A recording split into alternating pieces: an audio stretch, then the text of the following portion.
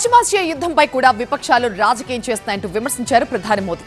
దేశ యువత శక్తిపై రాహుల్కి అసలు అవగాహన లేదన్నారు. తమిళనాడు, కేరళలో సుడిగాలి ప్రచారం చేశారు ప్రధాని.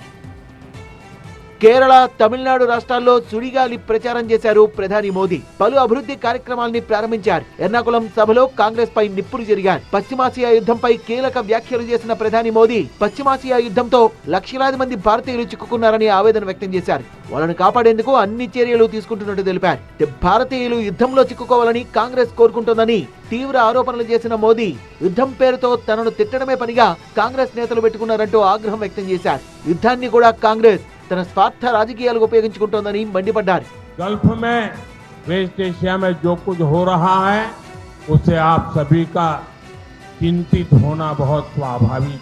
हमारे लाखों भाई बहन वहां काम करते, आपको याद रखना है आज देश में बीजेपी एनडीए की सरकार।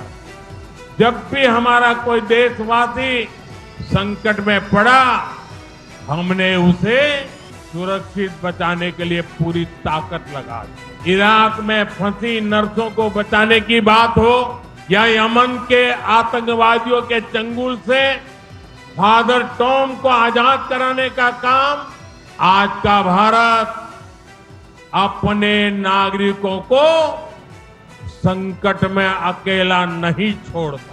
గల్ఫ్ యుద్ధం అందరికీ మరో గుణపాఠం నేర్పిందన్న ప్రధాని మోదీ ఇంధన రంగంలో ఆత్మనిర్భరతకు కృషి చేస్తామన్నారు. బీజేపీకి అవకాశం ఇస్తే కేరళను అన్ని రంగాల్లో అభివృద్ధి చేస్తామని భరోసా ఇచ్చారు ప్రధాని మోదీ.